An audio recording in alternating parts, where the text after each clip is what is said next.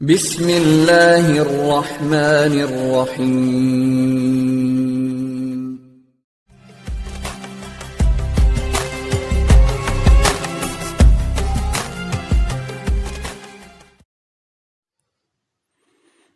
السلام علیکم ورحمۃ اللہ وبرکاتہ۔ نجاشی اسمہ ابن ابہر حبشہ ابیسینا کے بادشاہ تھے۔ شاہانہ اوصاف، عدل و انصاف، رحم و کرم اور راہ پروری کے علاوہ عام انسانی اخلاق و صاف سے بھی متصف تھے۔ اپنے ملک میں مظلوم و ستم رسیدہ مسلمانوں کے ساتھ انہوں نے جو حسن سلوک کیا، اس احسان سے امت محمدیہ صلی اللہ علیہ وسلم ہمیشہ گراں بار رہے گی۔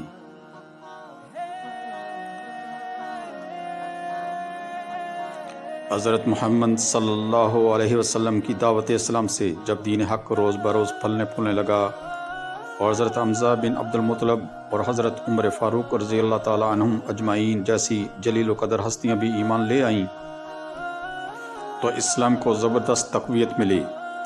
لیکن جیسے جیسے اسلام غربا اور کمزوروں سے بڑھ کر ان محظظین میں پھیلا، قریش کی مخالفت اسی قدر تیز ہوتی گئی۔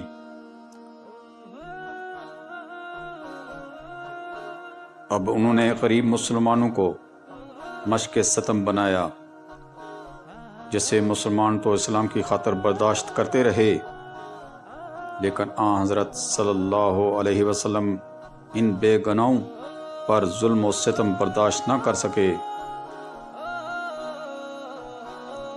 اور مسلمانوں کو سکون کی خاطر حبشہ کی طرف ہجرت کا حکم دیا، جو ایک مسیحی ملک تھا۔ یہاں کا بادشاہ نجاشی رحم دل تھا۔ آن حضرت صلی اللہ علیہ وسلم کے حکم سے مسلمانوں نے سکون کی خاطر نبوت کے 5ویں سال ہجرت کی، جس میں 11 مرد اور 4 عورتیں شامل تھیں۔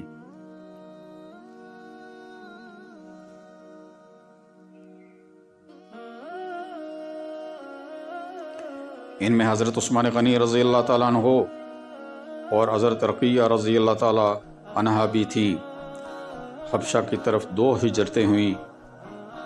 قریش کے ظلم و ستم کم نہ ہوئے تو رسول اللہ صلی اللہ علیہ وسلم نے مسلمانوں کو حبشہ ہجرت کر جانے کا حکم دیا۔ چنانچہ مسلمانوں کی ایک بڑی تعداد مکہ سے حبشہ ہجرت کر گئی۔ حبشہ میں اس وقت یہی اسمہ نجاشی بادشاہ تھے۔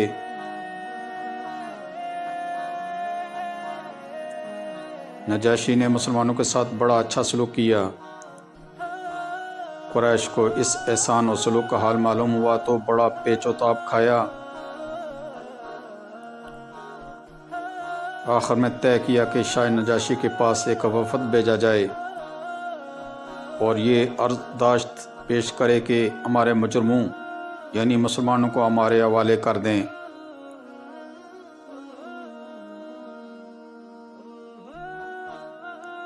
اس مہم کے لیے عمر بن عاص اور عبداللہ بن ربیعہ منتخب ہوئے۔ یہ لوگ حبشہ پہنچے تو پہلے تمام پادریوں سے ملے اور تحفے اور طائف پیش کیے اور اپنے مقصد کی تکمیل کے لیے ان کو ہموار کر لیا۔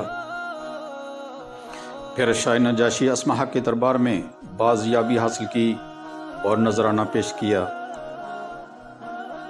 نجاشی نے آمد کی وجہ دریافت کی۔ انہوں نے اپنا مطالبہ ظاہر کیا۔ نجاشی نے پادریوں سے دریافت کیا۔ انہوں نے بھی یک زبان ہو کر ان کے مطالبہ کی تائید کی، لیکن شاہ نجاشی نے کہا، میں ان لوگوں سے خود بالمشافہ گفتگو کروں گا۔ اگر وہ لوگ جیسا کہ تم کہتے ہو مجرم ثابت ہوئے تو ان کو واپس کر دوں گا، ورنہ جو میری پناہ میں آ گیا اس پر ظلم روا نہیں رکھا جا سکتا۔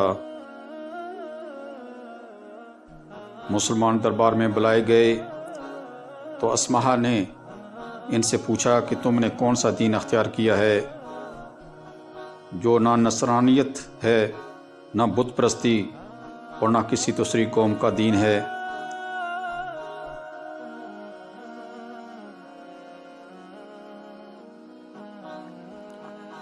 مسلمانوں کی طرف سے حضرت جعفر نے وکالت کی اور برس دربار ایک بہت ہی محسر و دل نشین تقریر کی، جس میں حضرت صلی اللہ علیہ وسلم کے اوصاف اور اسلام کی اخلاقی خوبیاں بیان کی۔ حضرت جعفر رضی اللہ تعالیٰ عنہ نے تقریر کرتے ہوئے کہا کہ ای الملک، ہم جاہل قوم تھے، بتوں کو پوجتے تھے، مردار خوار تھے، فواش میں مبتلا تھے، قطع رحم کرتے تھے، پڑوسیوں کے ساتھ برا برتاؤ رکھتے تھے، ہمارا زبردست کو کھا جاتا تھا۔ ہماری یہ حالت تھی کہ ہم میں اللہ نے ایک ایسا پیغمبر مبعوث کیا جس کے صدق، عفاف، امانت اور نسب کو ہم جانتے ہیں۔ اس نے ہم کو خدائے واحد کی طرف بلایا کہ ہم صرف اس کی پرستش کریں اور اپنے آبا کے اصنام کی پرستش چھوڑ دیں۔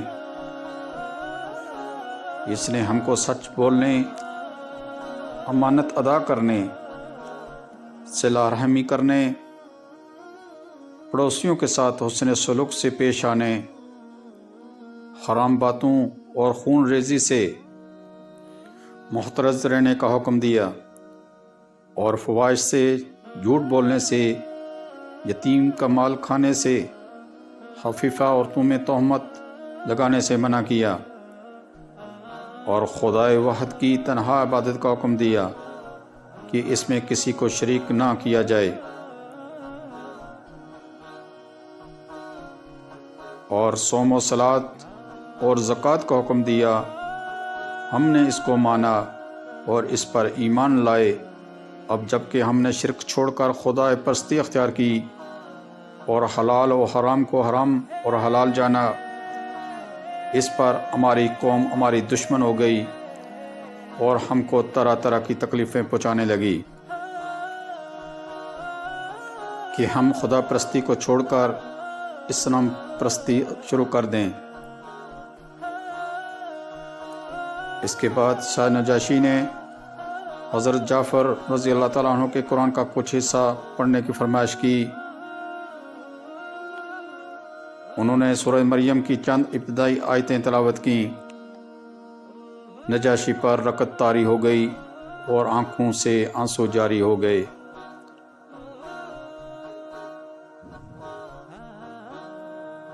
اس کے بعد انہوں نے ان فدیان اسلام کو قریش کے حوالے کرنے سے صاف انکار کر دیا، اور مسلمان زبان حال سے یہ شعر پڑھتے ہوئے دربار سے نکل آئے۔ جب قریش کے وفد کو پہلے روز ناکامی ہوئی تو انہوں نے دوسرے روز بھی کسی طرح دربار میں رسائی حاصل کی اور شاہ نجاشی کے سامنے عرضداشت پیش کی کہ ان مسلمانوں سے حضرت عیسیٰ علیہ السلام کے متعلق دریافت فرمایا جائے۔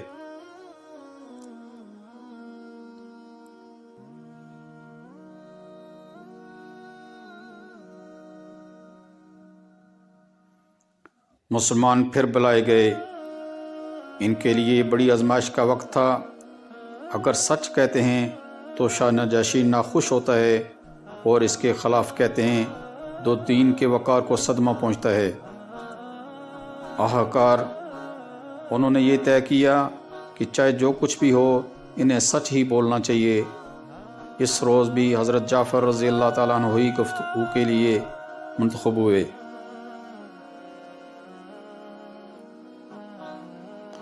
انہوں نے فرمایا، ہمارے نبی صلی اللہ علیہ وسلم نے ہمیں بتایا ہے کہ حضرت عیسیٰ علیہ السلام خدا کے بندے، اس کے کلمہ اور اس کی روح ہیں۔ نجاشی نے زمین سے ایک تنکا اٹھایا اور کہا،